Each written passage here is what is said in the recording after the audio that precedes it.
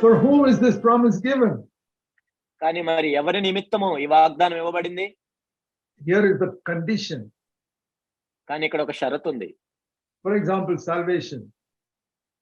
మీరు రక్షణ విషయం గురించి ఆలోచిస్తే There is a condition. దానికి ఒక షరతు ఉంది. Believe in the Lord Jesus Christ and then you'll be saved. యేసు ప్రభువుని మీరు నమ్మినట్లయితే మీరు రక్షించబడతారు. If you don't believe, you're not going to be saved. మీరు ఒకవేళ నమ్మకపోతే రక్షించబడరు. There's a condition for the forgiveness of our sins. మన పాపాలు క్షమించబడాలన్న ఒక షరతు ఉంది దానికి. 1 John 1:9, if we confess our sins, he is faithful and just to forgive us and to cleanse us. మొదటి యోహాను 1:9 మనం చూసినట్లయితే మన పాపములను మనం ఒప్పుకునేలా ఆయన నమ్మదగిన వాడు కాబట్టి మన పాపములను కడిగి పవిత్రులుగా చేస్తాడు మనం. If we don't confess our sins, the promise is not going to be fulfilled. ఒకవేళ మన పాపాలు మనం ఒప్పుకున్నట్లయితే ఆ వాగ్దానం మనలో నెరవేర్చబడదు. It's a wonderful thing that Jesus will cleanse us from all sin. మన ప్రతి పాపాన్ని యేసు ప్రభు కడిగి వేయటం అనేది ఎంతో అద్భుతమైన విషయం. But it's not for everybody. కానీ అది అందరి కోసం కాదు. It's only those who will confess their sins, say, Lord, I have done something wrong. It is my fault. Forgive me. Then he'll forgive me. ఎవరైతే వాళ్ళ పాపాలు ఒప్పుకుంటారో ప్రభు ఇది నేను చేసిన తప్పు నన్ను క్షమించండి అంటే అప్పుడు మాత్రమే క్షమిస్తాడు ప్రభు. If you do something wrong and you blame somebody else, you're not going to be forgiven. నువ్వేదో తప్పు చేసి వేరే వాళ్ళని నిందిస్తే ప్రభు నిన్ను క్షమించడు. You know what Adam did? ఆదాము ఏం చేశాడు తెలుసా? When God asked him, why are you hiding here? నువ్వు ఎందుకు ఇక్కడ దాక్కున్నావు అని దేవుడు అడిగినప్పుడు ఆదామును, Adam was hiding behind a tree ఆదాము ఆ చెట్టు చాటును దాక్కున్నాడు in the Garden of Eden. ఏదెన్ తోటలో. Did you eat from the tree I told you not to eat? That's what God asked him. నేను తినవద్దన్న వృక్ష ఫలములు నీవు తింటివా అని ప్రభు అడిగాడు. What is the answer to that? ఏంటి మరి దానికి జవాబు ఏమై ఉండాలి? Adam should have said, yes, Lord, I'm sorry, I did. ఆదాము ఈ విధంగా చెప్పి ఉండాల్సింది, అవును ప్రభువా నేను తిన్నాను నన్ను క్షమించండి అని. You know what Adam said? ఆదాము ఏం చెప్పాడు తెలుసా? Let me show you. Genesis chapter 3. ఆదికాండము 3లో మనం చూసినట్లయితే When God asked him that question, దేవుడు ఆ ప్రశ్న అడిగినప్పుడు ఆదామును,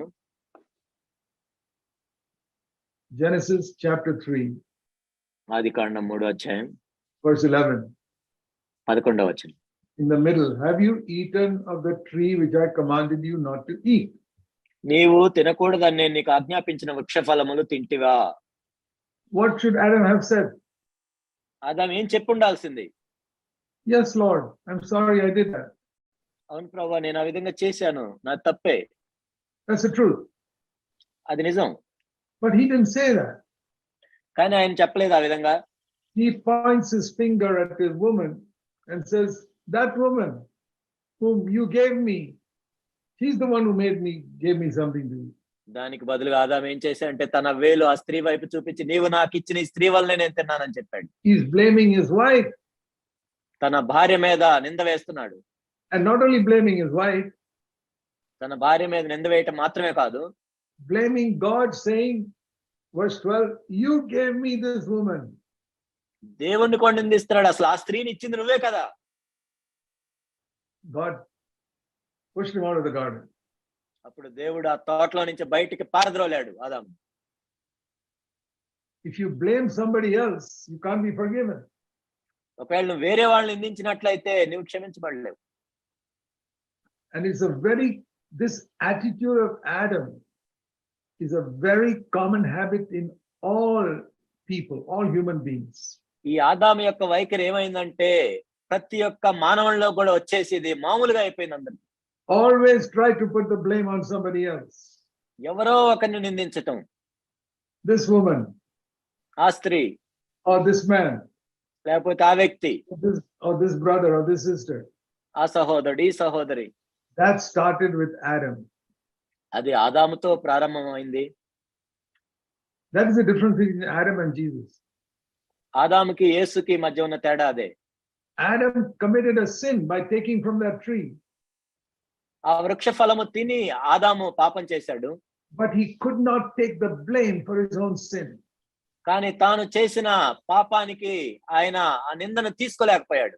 He blamed his wife and said, blame God for giving him such a wife. తన భార్యను నిందించాడు, అలాంటి భార్యను ఇచ్చినందుకు దేవుడిని నిందించాడు.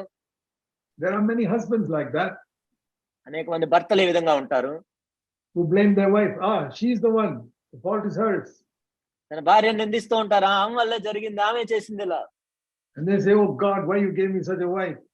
ఆ తర్వాత ఓ దేవా ఎందుకు ఇలాంటి భార్యను నాకు ఇచ్చారని అడుగుతూ ఉంటారు. Exactly what Adam said. ఆదాము కూడా అలానే చెప్పాడు. What was the result? మరి దాని ఫలితం ఏమైంది? God put him out of his presence. దేవుడు తన సన్నిధిలో నుంచి తోలివేశాడు. And I want to tell all of you, please remember this.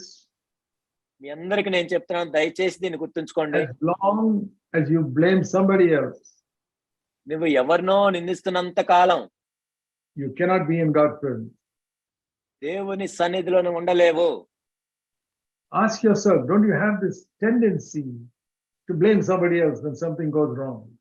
నిన్ను నువ్వు ప్రశ్నించుకో, ఏదైనా ఒక తప్పు జరిగినప్పుడు వేరే వాళ్ళని నిందించే స్వభావం నీలో లేదా? You tell your wife, if you had not done this, this would not have happened. నీ భార్యతో ఇలా చెప్తుంటా, నువ్వు అలా చేసి ఉండకపోతే ఇలా జరిగి ఉండేది కాదు. Or the wife tells the husband, it is all your fault. It's because you did this, only this happened. అయితే భార్య భర్త అంటుంది, నువ్వు ఇలా చేసావు అందుకే ఇలా జరిగింది. Do you think your sin will be forgiven? మీ పాపం క్షమించబడుతుందని మీరు అనుకుంటున్నారా అలా చేస్తే? No. లేదు, లేదు. See 1 John 1:9. మొదటి యోహాను 1:9 చూడండి. Even though this is a very simple lesson, many believers have not learned it for years. ఇది చాలా చిన్న పాఠం అయినప్పటికీ అనేక మంది విశ్వాసులు అనేక సంవత్సరాల నుంచి కూడా దీన్ని నేర్చుకోలేకపోతున్నారు. 1 John 1:9. యోహాను రాసిన మొదటి పత్రిక 1వ అధ్యాయం 9వ వచనం. If we confess our sins, then God is faithful and just to forgive us all our sins, to cleanse us from all unrighteousness.